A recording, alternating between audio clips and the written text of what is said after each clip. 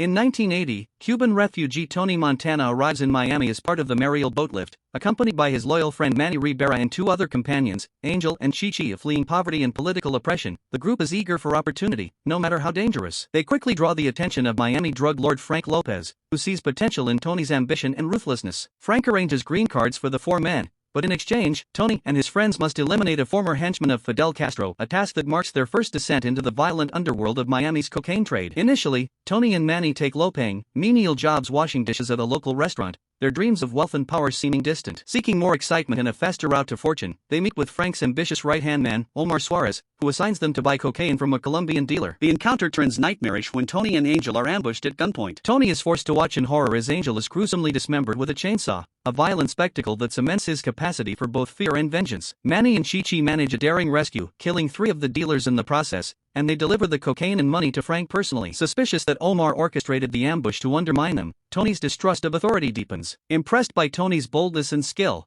Frank officially hires Tony and Manny into his organization. Tony soon becomes infatuated with Frank's glamorous trophy wife, Elvira, a desire that simmers beneath the surface of his growing ambition. Meanwhile, Tony maintains a connection to his family, visiting his mother and sister Gina. He gives his mother $1,000, claiming he earns money as a political organizer. Seeing through his lie, his mother, appalled by his criminal life, kicks him out, though Gina secretly keeps the money, symbolizing her silent complicity. Manny develops feelings for Gina, but Tony sternly warns him to stay away, foreshadowing the tragic entanglements to come. Tony and Omar are eventually sent to Bolivia to negotiate with the formidable cocaine kingpin Alejandro Sosa. Tony, ever ambitious, attempts to negotiate a large deal without Frank's approval, sparking Omar's fury. Sosa, however, eliminates Omar by hanging him from a helicopter, revealing that Omar had been a police informant and criticizing Frank's poor judgment in trusting him. Tony, unfazed, earns Sosa's respect for his loyalty and cunning, and Sosa agrees to the deal while warning Tony that betrayal will not be tolerated. Back in Miami, Frank confronts Tony about the unauthorized deal and Omar's death, but their partnership dissolves. Tony establishes his own cocaine empire, aggressively pursuing both wealth and Elvira,